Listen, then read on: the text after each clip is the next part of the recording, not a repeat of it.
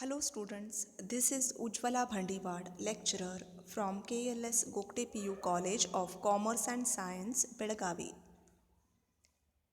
Last class we have started with the new chapter, that is database concepts. In that we have learned what is data, what is information, what is database. Let me recall that database is a collection of logically related data organized in such a way that data can be easily accessed and updated. So, in today's class, we are going to learn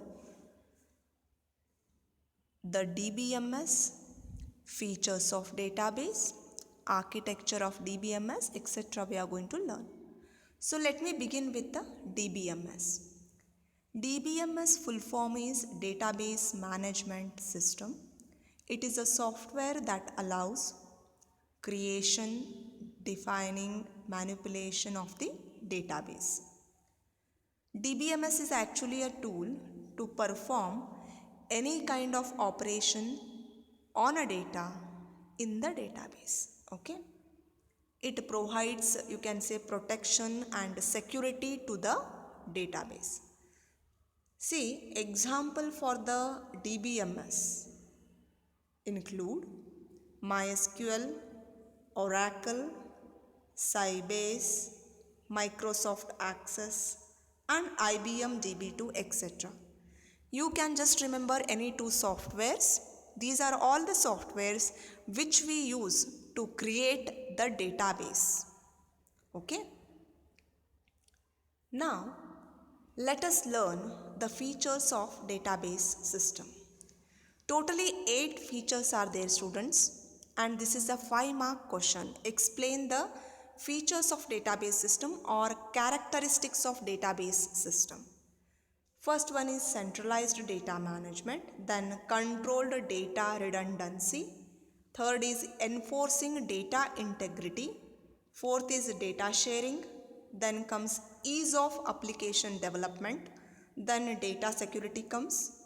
Then multiple user interfaces. And finally backup and recovery. So totally 8 characteristics are there. For 5 marks you have to explain all these 8 characteristics.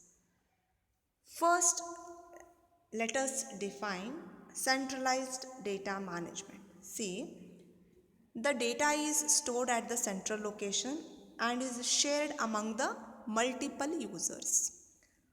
See, in the database means there are a huge amount of data will be stored, and that data is located in the central location so that many users can use that data. Okay. Then second characteristic is controlled data redundancy. Redundancy means what? Redundancy means duplication of data. See here, during the database design, various files will be integrated. Integrated means various files will be combined. Okay, and each logical item will be stored at a central location. Then this will remove the replication, or you can say duplication of the data, and saves the storage space. When we combine the many files and make it into the single database, then during that time we will remove all the duplicate data, and only we store the, you can say, one copy of data will be stored, and that is nothing but our control data redundancy. Third characteristic is enforcing data integrity. Means what? Data integrity refers to validity of data. Before entering the data into the database, we check that whether the data is valid, means correct or not correct. That validity we check it. Okay. Fourth characteristic is data sharing. We know that the data is stored in the database and it is shared among the multiple users, or it may be multiple application programs also. So it will be shared among multiple users or multiple applications. Okay. Next feature is, or next characteristic is, ease of application development. Means what? The programmer need to develop the application programs see usually how it will be, as per the user's requirement the programmer will be developing the programs.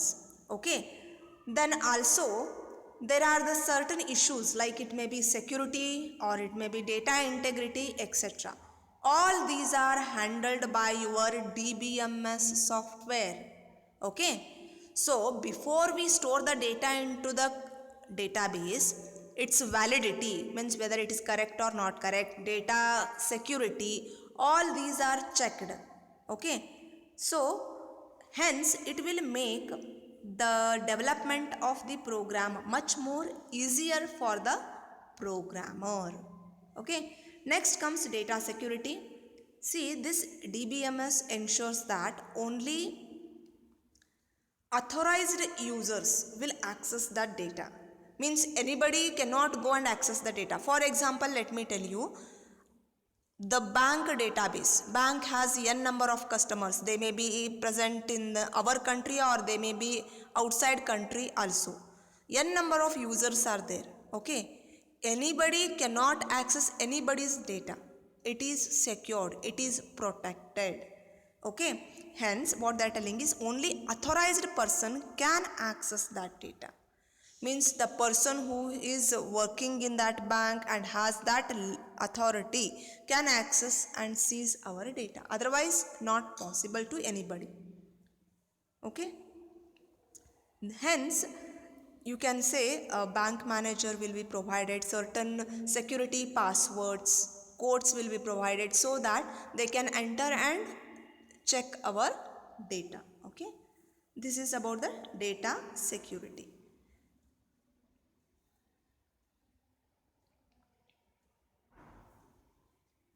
Now let us understand, students, about the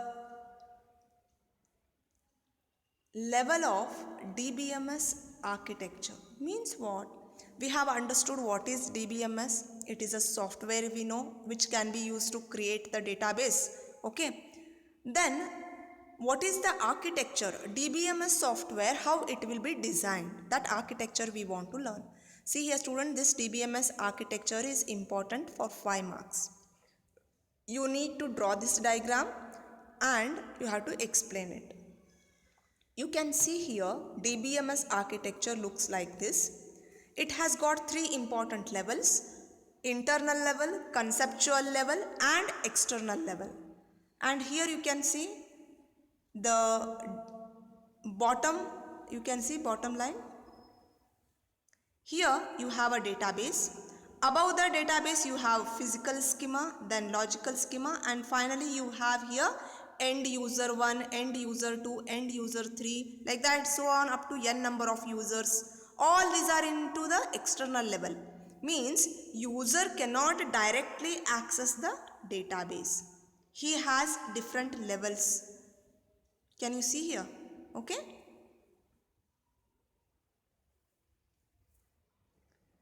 So now let us understand what the each level performs the task. First level is internal level. Internal level is the lowest level of data abstraction. It deals with the physical representation of the database on the computer, and it is also known as physical level. Means the internal level, okay, is the lowest level. It is also known as physical level. What it describes? It describes how the data is physically stored and organized on the computer's storage medium. Okay, how we have to organize, how to store the data, everything is designed in this particular level. Then comes conceptual level. It is the level which deals with the logical architecture of the database. It is also known as logical level. Okay, it describes what type of data we are storing in the database. Okay, and also what is the relationship between one data to another data. Okay, we have already told in database each and every data should be interrelated. That relationship is defined in this particular level.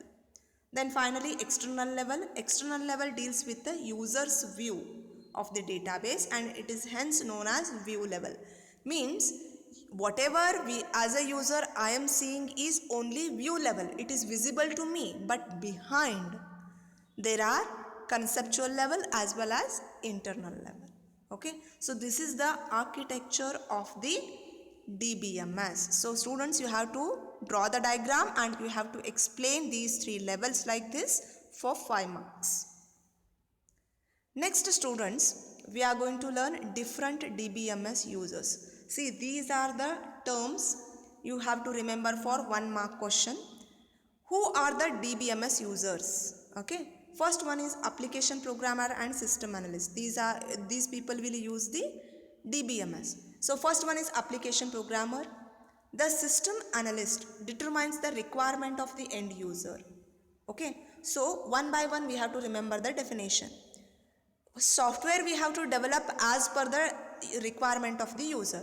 So who will collect those requirement of the user? We call it as system analyst.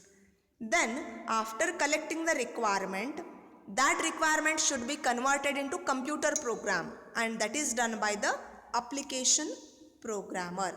See, here I have written it as he implements these parameters into the program. Whatever the requirements are there, converted into the computer program, and it is done by the application programmer. Then comes end user. We know people who access the database for their query purpose, or for update some data, or to make any reports. They want that data to be generated, and that is nothing but done by the end user. Then comes database administrator, or you say definition DBA. All these are 1 mark important definition, students. DBA is responsible for authorization, access to database, for coordinating and monitoring its use. Means what? See, all the data we have stored it in the database, and database is located in central location. Many n number of users are accessing that data. In that case, somebody should be there to monitor that whether the person who is trying to get that data is an authorized one or unauthorized one. So who checks that? It is done by the database administrator. Next, finally comes database designer. These are responsible for identifying the data to be stored in the database. As I have told, requirement is collected by system analyst. Program it is written by the application programmer. Then what data we are storing, that design methodology is done by the database designers. So these are the few users of the DBMS. So students, in the today's class, let us recall what we have learnt. Okay, first thing is you have to remember the difference between data and the information. So question is, what is data? You know that data is a raw facts or any type of figures, statistics, we call it as a data. Information means after collecting that data, we are going to perform some operation on that data, and after processing whatever result we get, that is called as information. Then question is, what is database? Just now I have defined what is database. Then difference between manual and electronic file systems. See, already we have told manual and electronic data processing, what will be the difference. Next comes explain data processing cycle. Then comes explain the features of database system. 8 characteristics, you need to explain them detail. Then explain DBMS architecture. This is for 5 mark questions. So students, again in the next class we will be continuing with the database concept chapters. Thank you.